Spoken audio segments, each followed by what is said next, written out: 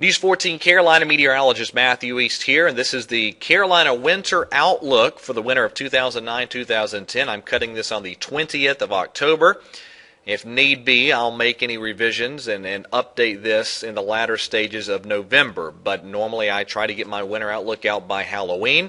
So here we are with the winter outlook for 2009 and 2010. Now, how I'm going to lay this out is I'm going to show you the groundwork and the foundation for the winter forecast, some of the things I'm looking at and I'm keying on. I'll show you some of the analog years that I'm looking at as well.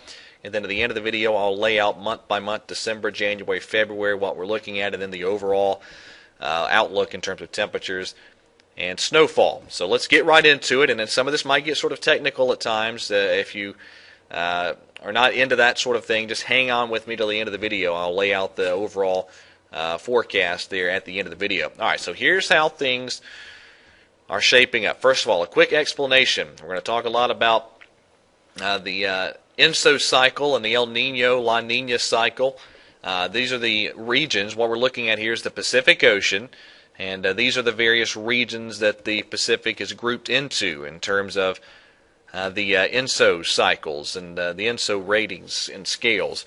And really the one we're majorly going to key on is this 3.4 region out here in the central Pacific. But this is how the sea surface temperature anomalies have been looking. And remember, El Nino, La Nina, that's simply a function of the temperature out in the Pacific Ocean. When you get above average temperatures, that's an El Nino. Below average temperatures, that's a La Nina. And notice here, region 4, 3.4, and 3, and even 1 and 2 here have been well above the average through much of the summer. So an El Nino cycle settling in.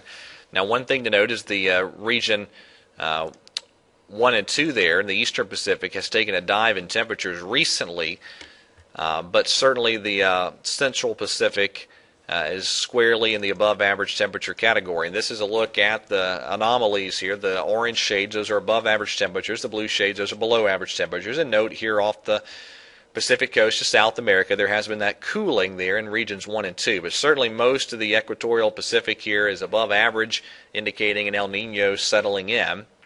And what we're looking at, this is as we go through time, September 16th, 23rd, 30th, and then October 7th. You can note that cooling there in the eastern Pacific, but it certainly looks like the El Nino is settling in pretty nicely out in the central Pacific. And now what we're looking at here is, again, this is through time. This is back in August, and then we are September 15th and 30th. And what we're looking at here is the depth of the ocean. This is west to east, and this is the depth of the ocean. So notice the El Nino, the warmer water temperature is getting pretty well established here out in the central Pacific, while the cooling is taking place here in the eastern Pacific. All right, now here's how we have looked as we've gone through the last 50 to 60 years. And again, these are the El Nino and La Nina cycles. The La Nina is when you have the cooler than average temperatures. El Nino is the above average temperatures. We were in a La Nina as we went through much of 2008 and the very beginning part of this year. And now we're swapped and headed toward an El Nino cycle. And it looks like that'll be with us through the winter. This is a composite of the model data forecasting that El Nino or La Nina. And again, 0, there's your baseline. And we are squarely in the El Nino category in the forecast here as we go through the winter. Now, this is key, how strong the El Nino gets. I don't think this is going to be a tremendously strong El Nino. I expect it to stay for most of the winter in the weak to moderate category. And that's important. Of course, how that plays out plays a huge role in our winter weather. And so if I'm off with my thinking as to how strong the El Nino gets, then it sort of throws off the whole winter forecast. But I think we're looking at a weak to moderate El Nino through the winter before it tapers off and goes back to neutral around next spring. So with that in mind, I have 5 separate analog years that I'm keying on. A couple of them I think are better matches than others, but let me take you through them. All right, this is back to the winter of 57 and 58. This is December of 1958. And these are the temperatures, and you're looking at slightly above average temperatures in the state of North Carolina, average in South Carolina. Precipitation was near and slightly above average in December of 57. January 58, Had a pretty cold January across the southeast, and precipitation pretty close to average. And finally, February, very cold in 1958 across the southeast.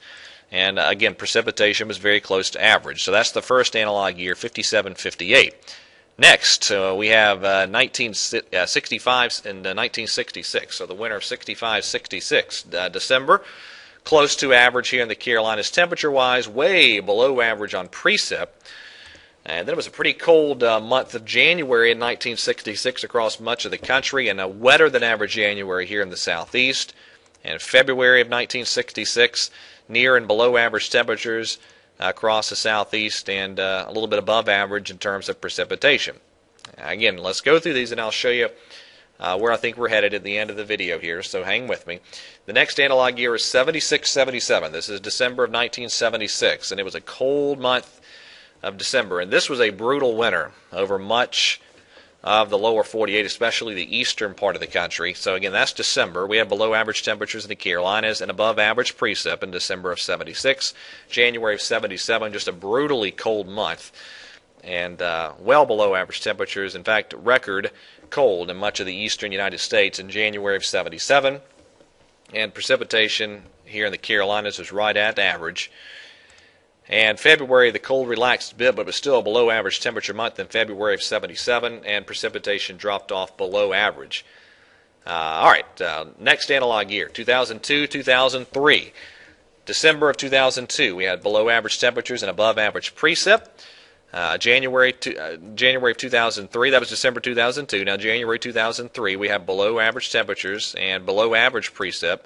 And February, we had near average temperatures and near and a little bit above average precipitation. And the final analog year, 2006-2007. I throw this in there. I don't think it's the strongest of the analogs, but I do think it is an analog we need to look at. December had above average temperatures in 2006 and near average precipitation. Slightly above average temps in January 2007 and near average precipitation. And finally, February was a pretty cold month in the eastern United States in 2007. We had below average temperatures here and below average precipitation. A couple other factors here before I show you the forecast. These are the solar cycles, the sunspot cycles through time, 1700s, 1800s through the early 1900s, and finally to the last 50 to 60 years, and we are in a big minimum in terms of sunspot activity. In fact, the sun, in terms of the sunspots, some of the least active it's been in the past 100 years by some accounts. So the sunspot at a minimum as we go through. It looks like it'll be the case this winter. And finally, one other piece of data to show you. This is the CFS seasonal forecast, one of the major climate forecast models here. We're looking at what you want to key on here. This is the December, January, February time period. This is January, February, March. And temperatures indicated below average in the southeast. And this is precipitation. Very dry on the CFS here for much of the Tennessee Valley up through the northeast into the winter. But the precipitation picks up along the Gulf Coast as you get into January, February, and March. Other factors. You look at the month of October. A lot of times what happens in October is indicative of what can happen during the winter. And of course we've had a big sustained blast of cold air here as we've gone through the mid portions of October. We're looking at a very active storm track that's been unfolding as well. The southeast drought cycle that we've been in for a number of years seems to be snapped overall. We're seeing some pretty good precipitation producing storm systems move through. Of course, there's been big flooding problems through the summer and early this fall in the deep south, in the Tennessee Valley. And high pressure areas have regularly been moving into wedging position. And we've seen that banana high configuration as well in recent times. So, with all that said, here is my outlook for December. Temperatures here in the Carolinas overall a bit below average in December, precipitation near or slightly above average. January looks like a cold January, well below average temperatures in January with around average precip. In February, below average temperatures with below average precip. So what does that translate into? Overall, I think we're looking at a pretty cold winter that will likely contain some sustained periods of below average temperatures and probably some well below average temperatures. Looks like a pretty cold winter overall.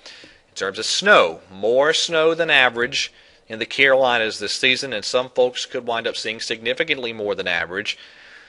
And I'm concerned about ice storm potential during the months, especially of December and January. Again, the high pressures have really tended to move into wedging position. We're going to have an active southern branch of the jet stream at times. Combine that with the cold air, and that's a recipe for ice storms oftentimes around here. I am concerned about that potential as we go through this winter as well.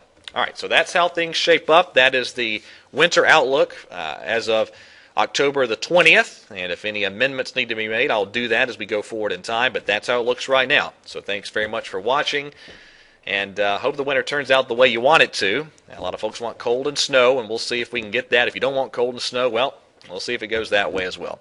All right, thanks for watching very much. God bless.